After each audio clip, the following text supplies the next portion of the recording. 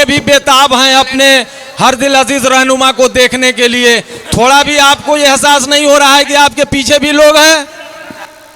उसी वक्त से अदब मलहूज रखने की बात की जा रही है। आप निहायत ही पाक और मुतबर्रक मजलिस में आए हैं, जिसको रौनक बख्शने के लिए आपके हर दिल अजीज रहनुमा यहाँ तशरीफ लाए हैं अपने पूरे काफिले के साथ। बिहार सरकार आली जनाब जो हमारे शख्स कानून यहाँ तशरीफ लाए हैं, अनकरीब लाऊंगा। पहले आप लोग बैठ जाइए, इत्मीनान और सुकून का माहौल बनाइए।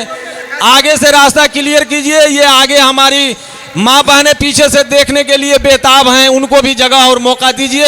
माशाअल्लाह जाने का रास्ता जो भी है उसको क्लियर किया जाए। तमाम वॉलंटियर भाइयों से गुजारिश है कि आप अपने टीम को लेकर रास्ते को क्लियर करवाइए। अच्छा, इत्मीनान के साथ बस अब खामोश रहिए। अभी अभी ये जो ऐलान कर रहे हैं उनसे मेरी दरखास्त है कि अपने ऐलान को बंद कीजिए। अब आली जनाब इज्जत माब माननीय आदरणीय मंत्री जी से मैं गुजारिश करूंगा, अब आपको ऐलान करने की जरूरत नहीं है। इत्मीनान और सुकून का माहौल बनाइए। बेइत्मीनानी के माहौल में मैं आमंत्रित नहीं करूंगा, किसी भी तरह से दावत नहीं दूंगा कि हजरत को माइक पे लाऊं। इसलिए सबसे पहली फुर्सत में आप इत्मीनान और सुकून का माहौल बनाइए और इस बात को समझिए, अपने पूरे काफिले के साथ आए हैं बिहार सरकार के वजीर कानून आली जनाब इज्जत माब आदरणीय माननीय सम्माननीय मंत्री जी डॉक्टर मोहम्मद शमीम साहब मद्दजिल्लहुल आली जलवा अफरोज हैं आपके स्टेज पे। आपसे गुफ्तगू करने के लिए आप जितना बेताब हैं वो भी बेताब हैं कि हम अपने लोगों से किस तरह से गुफ्तगू करें। लेकिन पहले कुछ बात तो सुनिए। अपने पूरे काफिले के साथ जो आए हैं तो आपको भी समझना चाहिए। अल्हम्दुलिल्लाह इस मजलिस को सजाने में लोहडियाँ के हमारे हिंदू भाई भी काफ़ी सहयोग किए हैं। आते ही मैं मालूम किया है कि इतना खूबसूरत मजलिस सजाने में हिंदू मुस्लिम दोनों मिल करके गंगा जमुनी तहजीब का ये एक जीता जागता नमूना अपने वजीर और अपने इज्जत माब वजीर कानून बिहार सरकार को दिखाने के लिए, उनके सामने पेश करने के लिए, उनका इस्तकबाल करने के लिए हमारे हिंदू और मुसलमान दोनों बेताब हैं। इस जज्बात का एहतराम हम भी कर रहे हैं, आपके हर दिल अजीज रहनुमा भी करेंगे, दूर दराज से आए हुए मेहमानान एज़ाम भी करेंगे। लेकिन पहले ये आप सुन लीजिए अपने तमाम काफिले के साथ कि न तेरा है न मेरा है। आली जनाब, न तेरा है न मेरा है, ये हिंदुस्तान सबका है। न तेरा है न मेरा है, ये हिंदुस्तान सबका है। नहीं समझी गई ये बात तो नुकसान सबका है। न तेरा है न मेरा है, ये हिंदुस्तान सबका है। नहीं समझी गई ये बात तो नुकसान सबका है। जो इसमें मिल गई नदियां वो दिखलाई नहीं देती महासागर बनाने में, मगर एहसान सबका है। एहसान सबका है, वो हिंदू हो या मुसलमान हो, सबका एहसान है। आली जनाब इज्जत माब आदरणीय माननीय वजीर कानून बिहार सरकार से दरखास्त करूंगा इस पुरसुकून माहौल में कि वे माइक पे तशरीफ लाएं और अपने जज्बात का इजहार फरमाएं।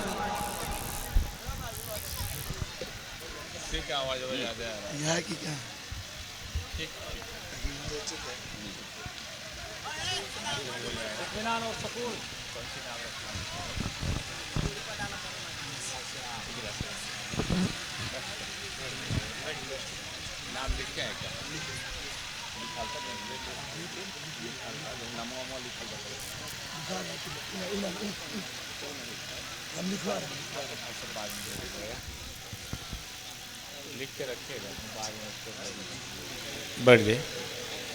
अस्सलामु अलैकुम वरहमतुल्लाहि वबरकातुहू।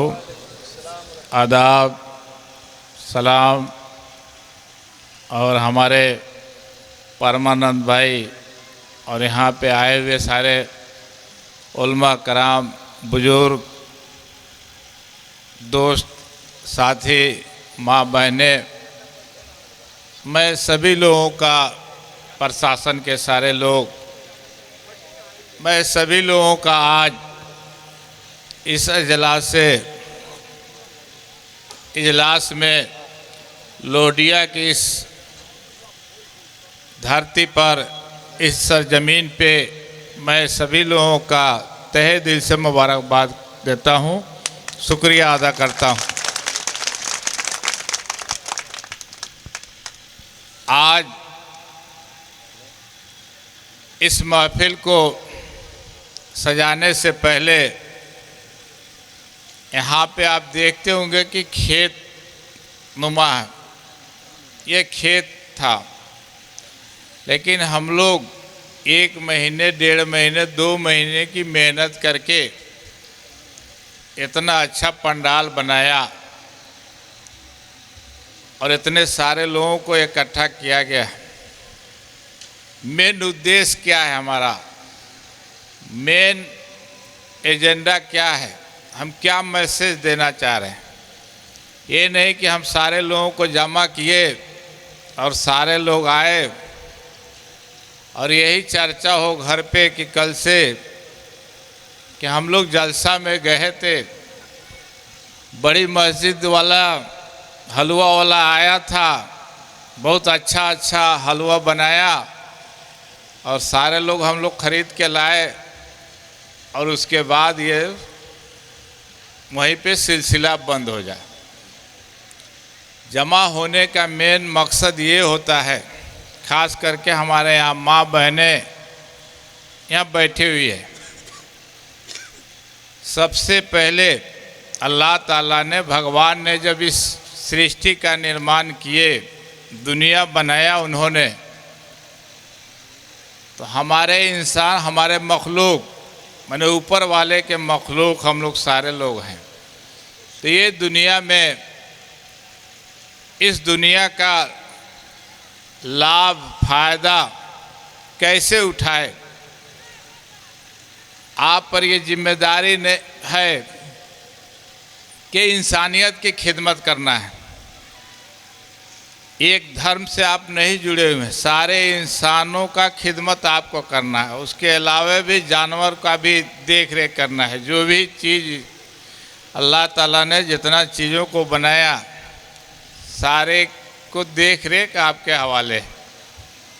इंसान जितने भी बनाए गए, सारी जिम्मेदारी इन पे बनती है।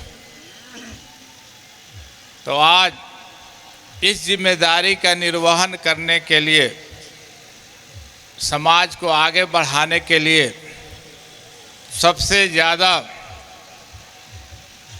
जोर दिया गया है इल्म पर।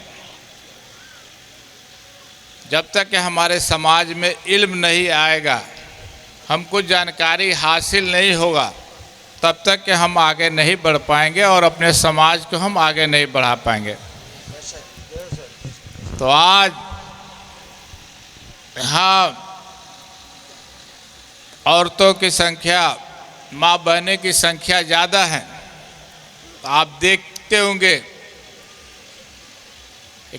एक बच्चा को पालने में कितना परेशानियों का सामना करना पड़ता है।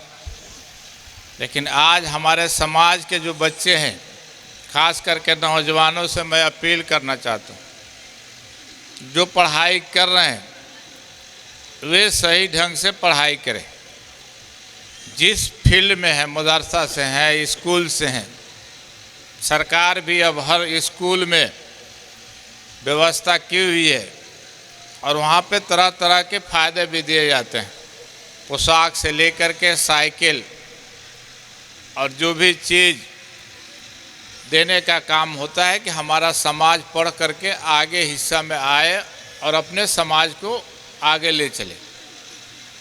अभी खास करके हमारे लोगों में ये जहन में बैठा हुआ है, हम लोग भी फील्ड में घूमते रहते हैं तो पूछते हैं बच्चा क्या कर रहा है, तो हम लोग गरीब आदमी, हम क्या करें, मेरा बच्चा घर पे है, हम गरीब है, कहाँ से पढ़ाएं। माँ बहनें भी सुनेंगे। मैं उनसे पूछना चाहता हूँ कि वे अपने बच्चे को कितना दिन भूखे रखते हैं, बगैर कपड़ा के रखते हैं। ये जहन में अगर आपको बैठा हुआ है कि हम गरीब हैं, कहाँ से पढ़ा सकते हैं, तो एक दिन भी आप एक टाइम भी भूखा नहीं रख सकते हैं बच्चा को। लेकिन पढ़ाने का जब बात आता है तो हम कहते हैं कि हम गरीब हैं, कहाँ से पढ़ा सकते हैं। तो पढ़ाने के लिए अलग से व्यवस्था नहीं करना पड़ता है। आप खाना दे रहे हैं, कपड़ा दे रहे हैं, सारी चीज़ दे रहे हैं। पढ़ाने के लिए उसको स्कूल भेजना है, दरवाजे पे मास्टर रख देना है। अब तो पूरे समाज में एक मास्टर रख देंगे हम टोला समाज में, तो सारे बच्चे को देख रेख करेगा, पढ़ाई करेगा। और आप भी पढ़े लिखे हो चाहे नहीं हो, खास करके नौजवान यहाँ पे बैठे हुए हैं, थोड़ा सा पढ़ लेते हैं तो कहते हैं अपने गार्जियन को हेच नज़र से देखते हैं। ये कभी नहीं होना चाहिए। मैं जानता हूँ कि वे पढ़े लिखे नहीं हैं, लेकिन उन्होंने जो कड़ी मेहनत करके 60 से 70 साल की उम्र में तजर्बा हासिल किया है,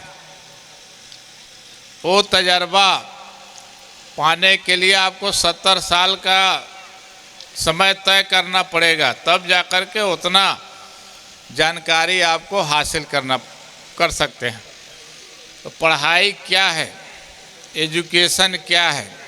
एजुकेशन भी यही चीज़ है, कॉन्फिडेंस आ जाता है किसी चीज़ का। खास करके एक मोटरसाइकिल अभी चलाने का किसी को तजर्बा आ जाता है तो बोलता है कि हमको मोटरसाइकिल चलाने आ जाता है। तो उसी तरह जितने भी हमारे गार्जियन माँ बहनें बैठी हुई हैं, मैं जानता हूँ कि इनको पढ़ने नहीं आता, लेकिन आपको पाल पोस करके इतना बड़ा किया, खेत से, बंजर खेत से पानी डाल करके, बीज डाल करके, खाद डाल करके आपको खाना के लिए धान, गेहूँ, सरसों, मसूर सब उपजा करके घर लाया कि हमारा बाल बच्चा ठीक से बसर करे। लेकिन हम अपनी जिम्मेदारी, हमारे नौजवान अपनी जिम्मेदारी नहीं उठाते।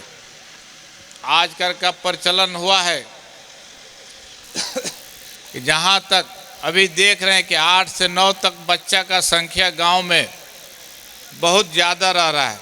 मैट्रिक आते आते कुछ कम हो जा रहा है, इंटर आते आते उससे भी कम हो जा रहा है। तो ये इस तरह करने से नहीं चलेगा और पढ़ाई में हम लोगों को जोर देना पड़ेगा। नौजवानों से मेरी अपील है, जो पढ़ाई कर रहे हैं वे गार्जियन को धोखा नहीं दे, अपने समाज को धोखा नहीं दे, अपने कौम को धोखा नहीं दे, इंसानियत को धोखा नहीं दे। आपके ऊपर ये जिम्मेदारी बनती है। अब हमारे जितने भी गार्जियन हैं एक न एक दिन दुनिया छोड़ेंगे, ये जिम्मेदारी आपको उठाना है। अब आप लोग किस हिसाब से इसको लेकर के चलना है, ये देश समाज ये आपके कंधे पर जाने वाला है। तो खास करके एजुकेशन पे और हेल्थ पे, चूँकि हम तंदुरुस्त नहीं रहेंगे, हमारा शरीर तंदुरुस्त नहीं रहेगा तो हम किसी काम के नहीं रहेंगे। एक मरीज को कहीं ला करके बैठा दीजिए और दिन भर भाषण करिए, उनको थोड़ा भी यहाँ मन नहीं लगेगा कि उनको भाषण सुने या कोई तकरीर सुने या किसी की बात सुने, उनको चिड़चिड़ापन लगा रहता है। तो मैं सारे खास करके महिला औरतें ज़्यादा बीमार होते हैं, थोड़ी थोड़ी गलतियों की वजह से हम बीमारी की तरफ बढ़ते जाते हैं। खास करके औरतों में हम देखते हैं सारे हॉस्पिटल ज़्यादा औरतों से भरा पड़ा है। थोड़ा सा अपने ऊपर ध्यान देने की ज़रूरत है। अपने बाल बच्चों के और गार्जियन के चक्कर में अच्छी बात है कि देख रेख करना है, लेकिन पहले हम ठीक रहेंगे तभी किसी का हम देख रेख सही ढंग से कर सकते हैं। तो वे वक्त पे थोड़ा सा अगर सुबह में खाना खा लेते हैं तो गैस का प्रॉब्लम नहीं होगा, और अपने बच्चे को खाना देने और गार्जियन को, पढ़ाई करने वाले बच्चे को खाना देने के चक्कर में अपना खाना भूल जाते हैं। तो वे अपने सेहत का ख्याल रखते हुए भी अपने बच्चे और गार्जियन का भी ख्याल रखें। दूसरी चीज़ ये है कि नौजवानों में यह धारणा हो गई है कि सिर्फ बाहर दिल्ली और कोटा में पढ़ाई हो रही है अच्छी। ऐसी कोई बात नहीं है। जहाँ आप पढ़ना चाह रहे हो, इस भवानीपुर के लोहडियाँ कहीं भी पर भी आप पढ़ाई कर सकते हैं। नेट का ज़माना आ गया है, हम कहीं से भी जो भी मालूमात हासिल करना चाहेंगे वो हम कहीं हासिल कर सकते हैं। तो आज चूँकि बहुत रात हो गया और हमारे उलमा कराम लोग भी बहुत बैठे हुए हैं, सारे लोगों का बात आप लोगों को सुनना है, तो मैं दो ही चीज़, हम दुनिया में तंदुरुस्त कैसे रहें, स्वस्थ कैसे रहें। अगर जो आदमी रेगुलर नमाज पढ़ रहा है और हमारे हिंदू भाई जो एक्सरसाइज करते हैं, व्यायाम करते हैं, तो हॉस्पिटल के तरफ नहीं देखते हैं, वो तंदुरुस्त रहते हैं। अभी का नौजवान हम लोगों का है, ये सबको खेलने से भी मतलब नहीं रह गया है। खास करके अभी के जो नौजवान हैं, बच्चे एवं बच्चियां भी, सभी को खेलना चाहिए। ये भी एजुकेशन का एक हिस्सा है। हम अपने जीवन में खेल नहीं उतारेंगे तो हम कॉन्फिडेंस नहीं आ पाएगा मुझे। तो इसके लिए खेलना भी ज़रूरी है। एक गार्जियन अपने बच्चे को डांट रहा था कि तुम पढ़ने के बाद खेल क्यों नहीं खेलते। तो बच्चा बोलता है कि पापा हम लगातार खेल, जब भी पढ़ाई ख़त्म करते हैं तो हम पढ़ाई खेलते हैं। गार्जियन पूछता है क्या क्या खेलते हो। तो बच्चा बोलता है कि मैं क्रिकेट भी खेलता हूँ, फुटबॉल भी खेलता हूँ। और कितना देर खेलते हो। बच्चा बोलता है कि जब तक मेरा मोबाइल का बैटरी डिस्चार्ज नहीं हो जाता तब तक मैं खेलता रहता हूँ। ये खेल से एक तो आपका आँख चौपट होगा और दूसरा पढ़ाई जो मास्टर पढ़ाएगा, मेरा दिमाग मोबाइल के तरफ रहेगा। तो ये धारणा बदलना पड़ेगा। बदन से मेहनत नहीं होगा। अभी किसी 80 बरस के आदमी जो नमाज पढ़ रहे हैं और खेती करते हैं, उनके साथ किसी नौजवान को भेजिए, यहाँ से चौक तक दौड़ करके आ जाए। वो 3 बार दौड़ेंगे, लेकिन आज का नौजवान जो कहा जा रहा है वो नहीं दौड़ पाएगा। तो सबसे पहले अपने शरीर को मजबूत बनाना है, तंदुरुस्त बनाना है। तो इसके लिए तो मेहनत करना पड़ेगा। और गार्जियन से भी मेरी गुजारिश है कि जैसे मैट्रिक किया उसके दरवाजे पे शादी ब्याह के लिए अगुआ आना शुरू हो जाता है। खास करके मौलवी साहब लोग और जोर लगाते हैं कि नहीं अब तो हो गया, इसका शादी करना ज़रूरी है। तो ये बाल विवाह पर आप एकदम कंट्रोल करें। बाल विवाह से समाज में बहुत तरह की परेशानियां होती हैं। और हमारे बच्चा का जो दिमाग में बैठा हुआ है कि हमको एक मोबाइल मिल जाए और एक स्प्लेंडर मिल जाए, उसके बाद से क्या सोचना है। और स्पीड भी कम नहीं होना है। जब भी सुबह में पेपर निकालिए तो देखिए कि लखौरा से मोतिहारी आने के क्रम में मोटरसाइकिल से एक्सीडेंट में 2 बच्चे मरे, पटना से आने के क्रम में इतना मरे। तो ये ज़िंदगी ऊपर वाले ने दिया है और हम इसको बचा करके नहीं ले पा रहे, जिसमें कोई खर्च अलग से नहीं लग रहा है, सिर्फ एहतियात करना है।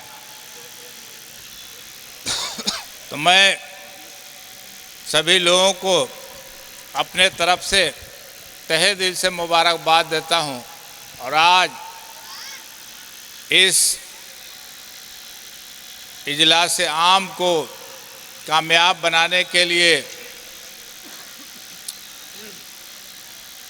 डॉक्टर तबरेज़ साहब, जो director Champaran of commerce pharmacy के डायरेक्टर हैं, मोहम्मद मंसूर साहब, मोहम्मद नईम अहमद साहब, मोहम्मद शमसुद्दीन साहब, मोहम्मद नबी आलम साहब, इम्तियाज़ साहब, इकराम साहब, अकबर साहब, अबुलैस साहब, हमारे सरमान अंसानी जी, अरशद साहब, कारी साहब तिनकोनी से, और सारे यहाँ हजरात बैठे हुए हैं। सभी लोग, बहुत लोगों का नाम जानता हूँ, बहुत लोगों का नाम नहीं जानता हूँ, चेहरा से पहचानता हूँ। इन लोगों से माजरत चाहते हुए हमारे जितने नौजवान हैं, हम चाहेंगे कि आप लोग अपने ज़िंदगी में यहाँ से हम जाएं तो हमारे मौलाना लोग और बयान करेंगे, इससे फ़ायदा उठाना है। ये नहीं कि कल से यही बात हो कि हलवा बनाने वाला बहुत अच्छा था और इसी पे ये सर खर्च चला जाए। तो मैं सारे लोगों से अपील करूंगा कि इससे ज़्यादा लाभ उठाएं, फ़ायदा उठाएं, और ये बात अपने समाज में पढ़ाई के तरफ, सफाई के तरफ, हम अपने टोला मोहल्ला को कैसे साफ रखें। अगर टोला मोहल्ला में गंदगी है तो उसका ये नहीं कि गंदगी किसी के दरवाजे पे है तो उसका गंदगी एक ही जगह रहेगा, उसका गंदगी से अगल बगल के लोगों पे भी इन्फेक्शन फैलने का डर रहता है। अभी कोरोना आया था और फिर कोई दूसरा वेरिएंट आ रहा है, तो सब जा कर के कहाँ जुड़ रहा था। दिन भर बताया जा रहा था टीवी से, रेडियो से, सोशल मीडिया से, कि दिन में 4 बार 5 बार हाथ धो। तो कितना लोग सिर्फ स्पिरिटे से हाथ धोता था, हाथ धो धो करके जला लेता था। तो ये पानी से धोने से अच्छा कोई चीज़ नहीं है। तो ये साफ सफाई रहेंगे, हम अगर सफाई रहेंगे तो बहुत बीमारी हमारे करीब नहीं आएगा। जब हम साफ रहेंगे तो अपने घर का सफाई रहेगा, घर का सफाई होने के बाद मोहल्ला का सफाई हो। तो इस तरह हम लग जाएंगे। इतना अच्छा सजा करके हम लोग एक दिन के लिए इतना किए हैं। जहाँ ज़िंदगी भर रहना है वहाँ के घर के अगल बगल की सफाई भी बहुत ज़रूरी है। तो मैं इन्हीं चंद शब्दों के साथ सारे लोगों को तहे दिल से मुबारकबाद देते हुए अपनी बात को समाप्त करता हूँ। शुक्रिया। कारी साहब एक नात पढ़ेंगे शॉर्ट कट में।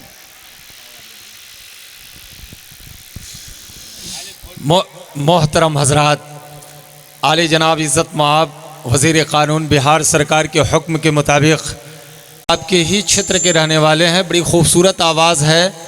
इनसे मेरी दरख्वास्त है कि आप हमारे वज़ीर क़ानून के हुक्म के मुताबिक भोजपुरी ज़बान में, चूँकि टकसाली ज़बान हमारे सारे सामीन समझते हैं, माँ बहनें समझती हैं, इसलिए गुजारिश है कि आप भोजपुरी नाते पाक पेश करें। सईदुर रहमान साहब आगे आओ भाई, दाद वाला माइक नहीं है। अस्सलामु अलैकुम वरहमतुल्लाहि वबरकातुहू। मुअज़्ज़ज़ सामीन, आप जिसके लिए बेकरार थे और मास्टर साहब बार बार इंतज़ार कर रहे थे और आपको याद दिला रहे थे, वो हस्ती आपके सामने जलवा अफरोज है, बेशक, जो रातों दिन खिदमत खल्क में लगे रहते हैं। अल्लाह ताला इन्हें सेहत कामला अता फरमाए। आमीन, आप पूरा मजमा जोर से एक बार आमीन बोलिए। आमीन सुम्मा आमीन। और उम्र भी दराज हो भाई, एक ही दुआ ये करें। आपका कर्म है कि आज साहब जो है मंत्री बन गए। अरे हम तो जी हम कहेंगे- सारे लोग मंत्री हैं। अरे भाई जी हम तो कहेंगे मंत्री जी को कि सलामत रहे 1000 बरस, हर बरस के दिन हो 50 बरस। माशाअल्लाह। ऐसे साहब का हुक्म है कि भोजपुरी पढ़िए। इरशाद हो, कुछ इरशाद। अलग से भी फरमाइश है, ऐसे भोजपुरी हम पढ़ेंगे, लेकिन एक शेर मैं साहिब पर पढ़ रहा हूँ, पूरा मजमा से मैं तवज्जो चाहूँगा। एक बार दरूद पाक पढ़िए जो दरूद नमाज में पढ़ी जाती है। अल्लाहुम्मा सल्ली अला मुहम्मद व अला आलि मुहम्मद कमा सल्लैता अला इब्राहीम व अला आलि इब्राहीम इन्नका हमीदुम मजीद। अल्लाहुम्मा बारिक अला मुहम्मद व अला आलि मुहम्मद कमा बारकता अला इब्राहीम व अला आलि इब्राहीम इन्नका हमीदुम मजीद। शेर समाअत फरमाएंगे माट साहब। इरशाद हो। पूरा मजमा से तवज्जो चाहूँगा अरे सारे आपके पुराने सामीन यहाँ मौजूद हैं कि माशाअल्लाह। लुटा देंगे तेरे खातिर जान, फिर भी गम नहीं होगा। माशाअल्लाह। लुटा देंगे तेरे खातिर जान, फिर भी गम नहीं होगा। तेरे जैसा कोई अब ज़ख्म का मरहम नहीं होगा। बहुत अच्छा। तेरे जैसा कोई अब ज़ख्म का मरहम नहीं होगा। क्या बात। तेरे जैसा कोई अब ज़ख्म का मरहम नहीं होगा। कि लुटा देंगे तेरे खातिर जान, फिर भी गम नहीं होगा। तेरे जैसा कोई अब ज़ख्म का मरहम नहीं होगा। तेरे जैसा कोई अब ज़ख्म का मरहम नहीं होगा। मोहब्बत और चाहत का मोहल्ला लेके चलता है।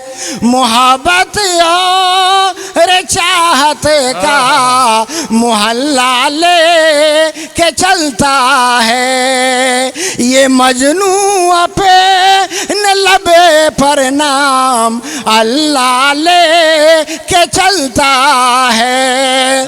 महज इस बात पर कुर्बान हूँ तुझ पर ऐ मंत्री जी, तू अपने साथ गाड़ी में मुसल्ला लेके चलता है। तू अपने साथ गाड़ी में मुसल्ला लेके चलता है। अब भोजपुरी नात पा के चंद आशार समाज फरमाएंगे, तवज्जो चाहूँगा। इरशाद, इरशाद। के चाहे लामन हमें जैती हो जहवा आका रहेलन। पूरा मजमा बोलिए सुभान अल्लाह। सुभान अल्लाह, सुभान अल्लाह। के चाहे लामन हमें जैती हो जहवा आका रहेलन। आका रहेलन हो आका रहेलन। आका रहेलन हो आका रहेलन। अरे आका के गुण हमें गई थी हो जहाँ आका रहेलन। अरे आका के गुण हमें गई थी हो जहाँ आका रहेलन। और ये शेर बतरखा समाज फरमाएंगे इरशाद, इरशाद। कि तैबा के कि अर्म के जगला भैले के अरेसा तैबा में बरसेला रहमत के बरखा। पूरा मजमा बोलिए सुभान अल्लाह। सुभान अल्लाह। के अर्म के जगला भैले के अरेसा तैबा में बरसेला रहमत के बरखा। वही में खूब निहती हो जहवा का रहेलन चाहेला मन हम जैती हो जहवा का रहेलन। और इस शेर पे बतौर खास समात फरमाएंगे मास्टर साहब मुख्तसर के तैबा में जई थी बहुत कुछ पई थी। अरे तैबा में जई थी बहुत कुछ पई थी।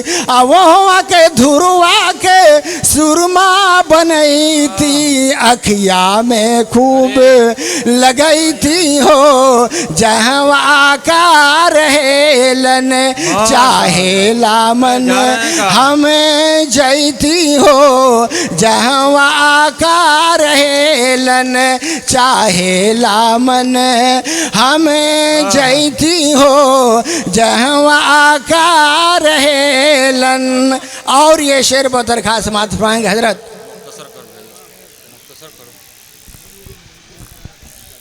मोहतरम हजरात, ये उम्र का तकाजा है। एक दिन था कि ये कारी सईद साहब जब पढ़ते थे तो मजलिस लूट लिया करते थे, लेकिन ये 63 साल की उम्र में भी चाहते हैं कि उसी तरह से मजलिस लूटें। ये बड़ा मुश्किल है, वक्त निकल चुका। हजरात, चूँकि ये दियार है हमारे आली जनाब इज़्ज़त माब वज़ीर क़ानून बिहार सरकार का दियार है और उनका क्षेत्र है। आली जनाब मंत्री जी अपने क्षेत्र के वासियों के इस खूबसूरत स्टेज से पूरे हिंदुस्तान को ये कहना चाहते हैं, ये संदेश देना चाहते हैं अपने ही क्षेत्र से और आपके स्टेज से कि ऐ मेरे क्षेत्र के वासियों, गुल की तरह रहो या रहो खार की तरह। ये हमारे आली जनाब इज़्ज़त माब मंत्री जी की बात है। ज़बान भले मेरी है लेकिन जज्बात ये उनके हैं कि गुल की तरह रहो या रहो खार की तरह, लिपटे रहो वतन से वफादार की तरह। आली जनाब मंत्री जी की यह बात अपने सीने में रखिए और इसके तहत ज़िंदगी गुजारिए। यही पैगाम हिंदुस्तान को जाएगा। अगर मीडिया के लोग होंगे तो इस स्टेज से इंशाअल्लाह ये अखबार में भी जाएगा और फिर ये मैसेज हिंदुस्तान में जाएगा कि आप आए, शिक्षा, स्वास्थ्य और सफाई, 3 चीज़ों पे जोर दे करके हमारे मंत्री जी गए और तमाम गार्जियन माँ बहनों से दरख्वास्त किए कि अपने बच्चे को जहाँ तक भी हो सके आला से आला तालीम दीजिए, इसलिए कि इल्म इंसान को इंसान बना देता है और इल्म बेमाया को सुल्तान बना देता है। ये हमारे आली जनाब मंत्री जी हमको आपको ये संदेश दे करके गए, बल्कि पूरे हिंदुस्तान को ये संदेश देते हुए जा रहे हैं। माशाअल्लाह, ये आपके अकीदत मंदों का कमाल है कि आपको अपने मोबाइल में कैद करना चाहते हैं। एक आज़ाद इंसान, एक आज़ाद मंत्री जो पूरे हिंदुस्तान में घूमने वाला है, आप अपने मोबाइल में कैद करना चाहते हैं। ये आपकी अकीदत है, आपकी मोहब्बत है, आपका सरदा है। हमारे मंत्री जी इसे महफूज करते हुए देखते हैं और बड़ा खुश हो रहे हैं। शुक्रिया, बहुत बहुत शुक्रिया आली जनाब मंत्री जी, आपके भरपूर मोहब्बतों के साथ आपसे रुखसत हो रहे हैं, आपकी दुआओं के साथ। शुक्रिया, बहुत बहुत शुक्रिया। अब आइए अजीज़म जावेद को मैं माइक हवाले कर रहा हूं कि आने वाले मुकर्रिर जो हमारे अज़ीमुल मर्तबत यहाँ तशरीफ़ फरमा हैं, इन्हें नहायत ही आज़ाना अंदाज में और उनके शायान शान अंदाज में बुलाने की कोशिश करेंगे। शुक्रिया। हज़रात गिरामी अस्सलामु अलैकुम। अभी आप लोगों ने जनाब मोहतरम कानून मंत्री शूबे बिहार जनाब डॉक्टर शमी मोहम्मद साहब अभी स्टेज से रवाना हुए हैं। अब आप